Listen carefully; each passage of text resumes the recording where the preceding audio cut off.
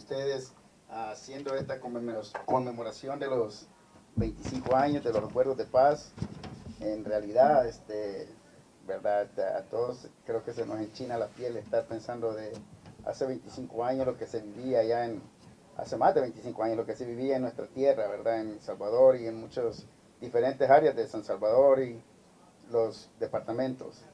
Ahora me toca a mí presentarles a José Manuel Ortiz para que él continúe con esta programación, pero mientras tanto voy a dar un resumen de la vida de José Manuel.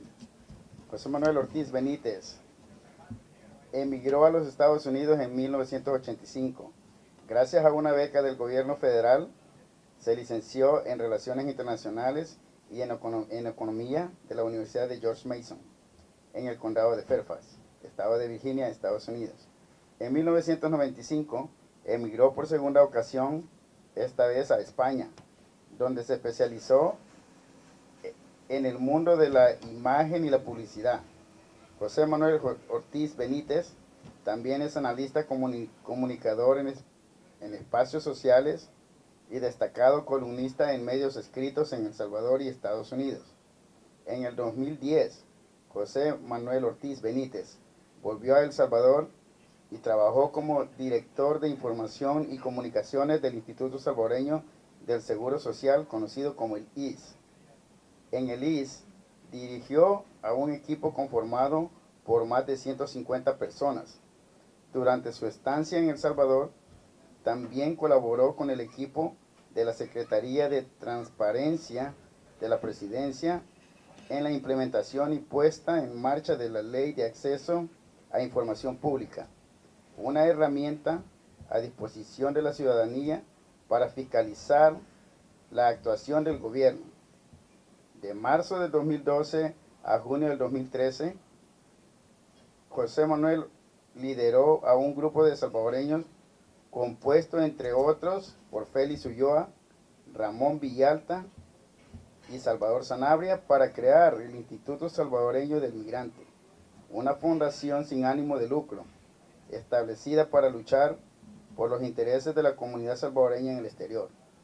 En octubre del 2013, José Manuel dejó su puesto en el gobierno y regresó a Estados Unidos a trabajar como productor de contenidos digitales y de plataformas especializadas en comercio electrónico en el área de Washington, D.C.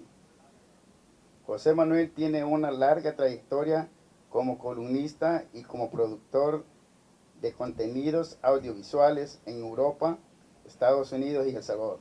Con ustedes, les dejo a José Manuel Benítez.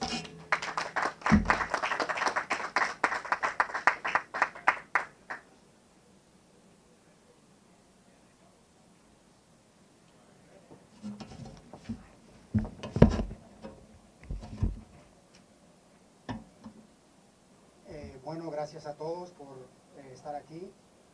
Yo quiero dar gracias a las personas que han organizado este pequeño evento con toda la humildad que nos caracteriza a los salvadoreños en el exterior. Realmente somos un pueblo muy trabajador, muy humilde, y qué bien que estemos aquí esta noche para dar nuestra versión de los acuerdos de paz.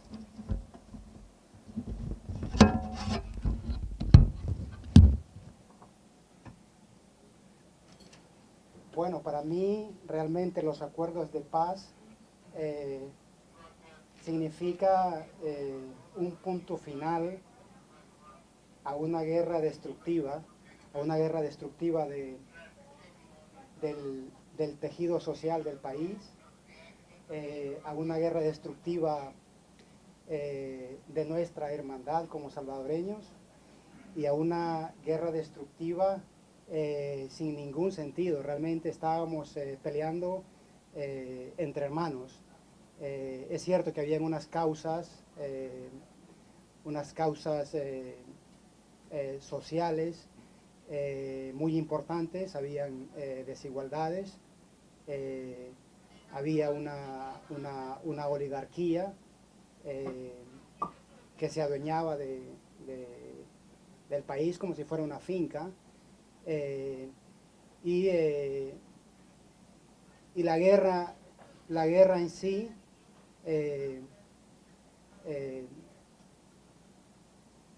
se tuvo que pelear, pero finalmente pues se llegó a ese acuerdo y el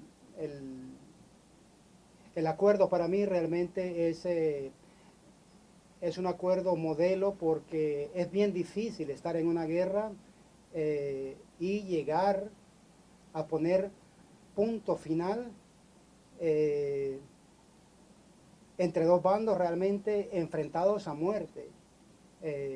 Entonces, cuando hablamos de los acuerdos de paz, desde el punto de vista de la negociación que se hizo, yo creo que eso fue modélico en el mundo, y de hecho Naciones Unidas tomó ese modelo de El Salvador y lo llevó a muchos lados, lo llevó a otros países como, como un modelo a seguir. El problema es que a veces nosotros confundimos el mero hecho del acto de los acuerdos de paz con la gestión del día a día de gobierno. O sea, ¿qué ocurrió después de los acuerdos de paz? Yo no voy a entrar en los detalles de lo que realmente se negoció, porque ya lo hizo nuestro compañero Mauricio. Sí que me quiero concentrar en la otra parte, es decir, una vez que se dan los acuerdos de paz y las partes lo firman, después hay una gestión que hay que hacer del país. Hay una gestión que hay que hacer de parte de los partidos políticos, que son los que tienen que salir y luchar y pelear por sus políticas para mejorar a ese pueblo. Entonces no hay que confundir los acuerdos de paz con la gestión del día a día de gobernar a un país. Y yo creo que cuando nosotros decimos que los acuerdos de paz realmente no sirven para nada, porque el país vive lo que está viviendo, siguen habiendo muertes, la gente sigue estando en unas condiciones socialmente malas, seguimos teniendo un nivel de educación muy bajo, los hospitales no funcionan, las pensiones son raquíticas, o sea que seguimos padeciendo los males, como ya dijo bien nuestro amigo Mauricio, los mismos males de la guerra siguen ocurriendo. Entonces, ¿qué es lo que ha pasado? ¿Por qué fuimos a luchar? ¿Por qué siguen ocurriendo las mismas cosas que ocurrían cuando estábamos en guerra? Bueno, la cosa que ha ocurrido es que la gestión de los partidos, desgraciadamente, no ha sido para beneficiar a las grandes mayorías. Tuvimos 20 años de arena y el país, ya en era de posguerra, el país siguió trabajando para una minoría. Después vino la alternancia, ¿verdad?, con el gane de Mauricio Funes, pero el país siguió aplicando una gestión del día a día muy parecida a la del otro partido. Seguimos teniendo los mismos problemas estructurales que habían durante la guerra, y yo creo que parte de esos problemas tienen que ver con una cosa bien puntual, porque ya lo dijo nuestro amigo, ¿verdad?, que hay que dejar ya de hacer la hipercrítica y hay que empezar a hacer la crítica de pincel, la crítica específica de los problemas concretos que hay en el país. Yo creo que uno de los problemas que tenemos como país es cómo están gestionados nuestros partidos políticos. El país está hecho a medida de esos partidos. Las cúpulas en ambos partidos trabajan para ellos mismos trabajan para estar en el poder, para seguir estando en el poder de forma indefinida, y la gente de la calle, la ciudadanía realmente no tiene ninguna posibilidad. Parte de eso tiene que ver con cómo está redactada la Constitución, ¿verdad? Es bien clarito el artículo que dice que todo aquel ciudadano que quiera aspirar a un puesto público necesita ser nominado por un partido político. Eso lo que realmente dice es que el monopolio del poder es del partido. Y el problema es que los partidos en su interior no han hecho ninguna apertura democrática. Todos sabemos que para estar en un cargo dentro de esos partidos hay que estar conectado internamente con esos partidos. Y esa conexión no va con la capacidad intelectual o la capacidad técnica del ciudadano, sino va con el nivel de sumisión y el nivel de ideología que tenga ese ciudadano con ese partido. Entonces, si yo, o ustedes, o quien sea, quiere aspirar, por ejemplo, a ser alcalde de su pueblo, o a ser diputado de su departamento, o incluso a tirarse por la presidencia, necesita un partido. Y solo hay dos partidos que realmente tienen esa posibilidad. Entonces, si nosotros no podemos participar porque esos partidos están cerrados y porque la Constitución nos manda a que hagamos un partido, realmente el futuro del país queda a la voluntad de esos partidos. Pero si resulta que esos partidos están controlados por un número de ciudadanos bien reducidos, entonces está bien difícil poder participar. Y yo no quiero hablar aquí con ustedes y sonar como si estuviera en contra de partidos. No, necesitamos partidos, pero necesitamos partidos que sean más democráticos. Necesitamos partidos que den cabida a esta nueva generación. Fíjese, el 70% de nuestra gente, el 70% de los salvadoreños, nació después de la guerra, después de los acuerdos de paz. Pero si usted va y examina quiénes están en las cúpulas de esos dos partidos, son los mismos actores de la guerra, los mismos.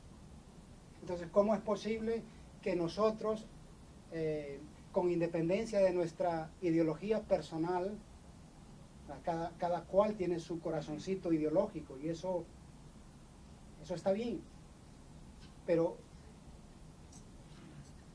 ¿cómo podemos hacer para que esos partidos se puedan abrir?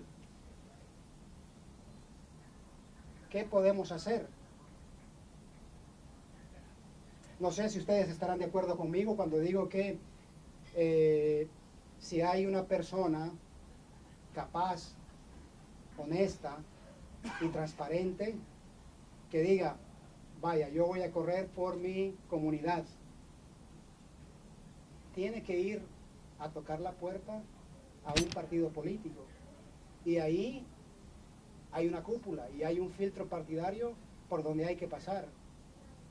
Y les puedo asegurar que el pasar por ese aro requiere de una sumisión hacia esa cúpula, ni siquiera los ideales de esos partidos, sino hacia esa cúpula.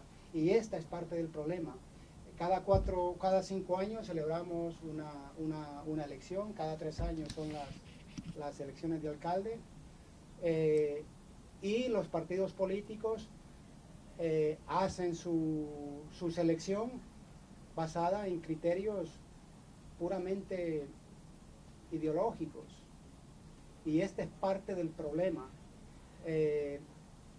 Y sí es verdad que el país necesita más infraestructuras, el país necesita más institucionalidad, el país necesita más inversión, el país necesita más crecimiento, el país necesita todo eso.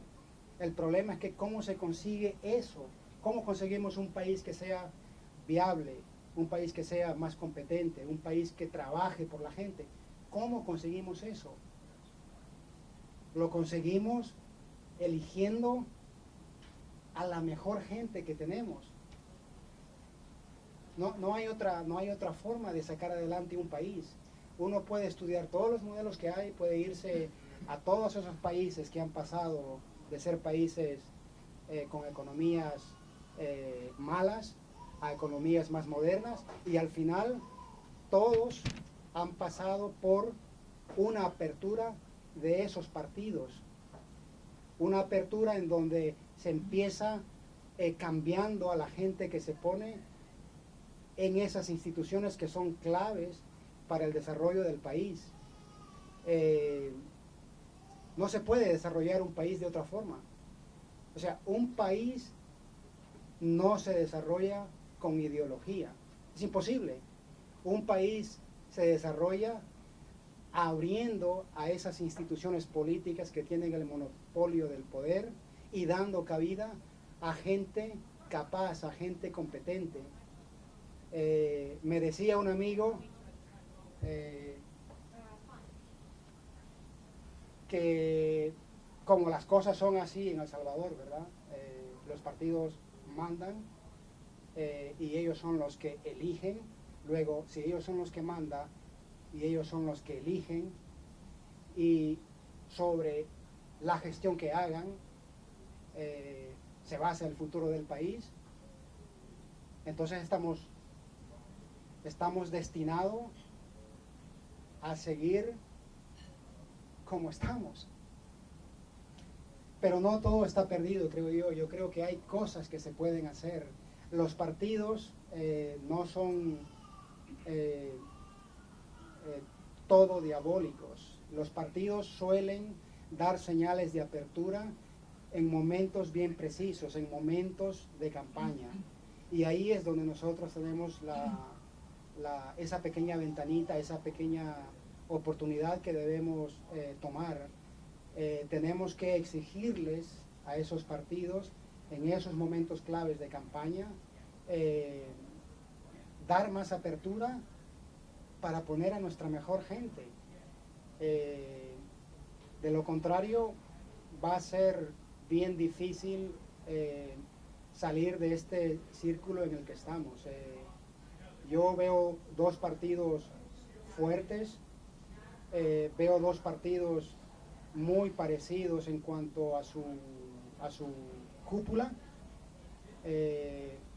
Veo que no están dispuestos a soltar un milímetro de poder, y no los veo haciendo primarias o haciendo procesos competitivos para que más gente pueda integrarse y participar. No en la cuestión esta del apoyo ideológico, sino en la cuestión de sacar el país adelante. Los problemas de un país son problemas técnicos, no son problemas ideológicos. Los partidos hacen del país el problema ideológico, pero para llevar agua a un pueblo se necesita técnica, se necesitan recursos técnicos, no se necesita un debate ideológico.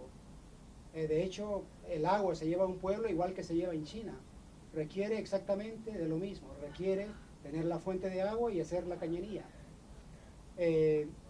Yo me gustaría terminar pidiéndoles que todos intentemos pedir a nuestros partidos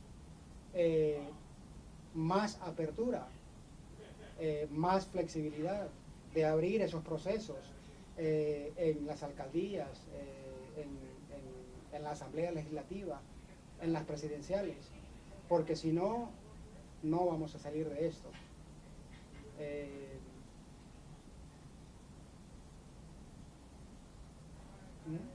Mucha gente